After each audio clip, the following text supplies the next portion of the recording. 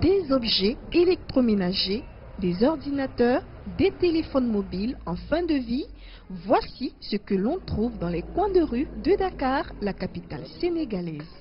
Ces déchets électroniques sont souvent récupérés par les jeunes, puis brûlés pour en extraire le plomb ou le cuivre. Pour les spécialistes de la santé, ces déchets ont des conséquences nocives sur la santé, le bien-être et les conditions de vie des populations. La plupart de ces appareils contiennent des composants chimiques, comme le mercure, d'accord, comme le plomb, comme le cadmium, ok.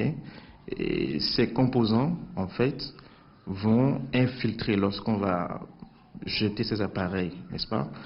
Ces appareils vont se dégrader et vont libérer ces composants chimiques, d'accord, et qui vont infiltrer ce qu'on appelle la nappe phréatique.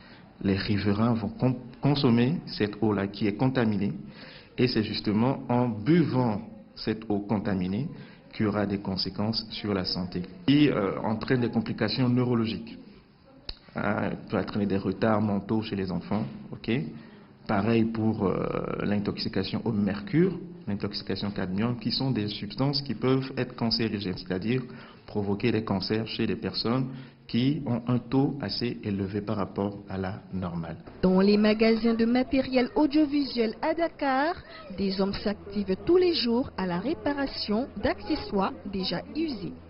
Pourtant, beaucoup parmi ces recycleurs ne semblent pas ignorer les dangers liés à l'utilisation de ces déchets.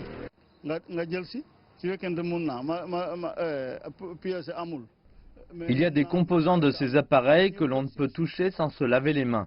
Ils sont très dangereux et peuvent causer la mort d'une personne. Il arrive par moments que ces appareils explosent, mais il ne faut surtout pas sentir l'odeur qui s'en dégage, car c'est très néfaste.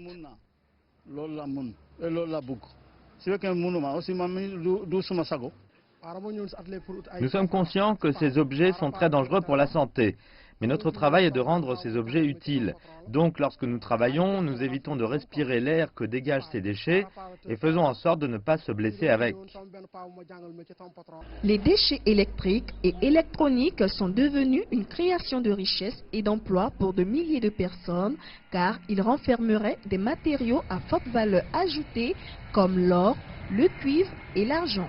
Mais il faut savoir bien les utiliser, conseille le docteur. Les appareils électroniques, avant d'être nuisibles à leur fin de vie, peuvent également, sinon très certainement être nuisibles pour la santé pendant qu'ils sont utiles, pendant qu'ils sont utilisés. Nous devrons normalement essayer de réduire au maximum l'usage de ces appareils quand on n'en a pas besoin. Éteindre le téléphone quand on va dormir, supprimer Internet quand on va dormir, n'est-ce pas? C'est des choses banales, mais qui peuvent nous protéger. Aujourd'hui, on nous dira que ce n'est pas encore très nocif, mais peut-être qui sait demain, il sera établi que le cancer du cerveau, par exemple, ou le cancer de tel, c'est dû à tel appareil qu'on utilise. La population vivra mieux si on adopte des attitudes hygiéno-diététiques saines. Les experts en environnement ont fait savoir qu'il est temps de prendre des mesures pour la valorisation et le traitement des déchets électriques et électroniques au Sénégal. Certainement, la bonne organisation des activités de valorisation aiderait les acteurs à mieux gagner leur vie sans hypothéquer leur santé et celle des populations.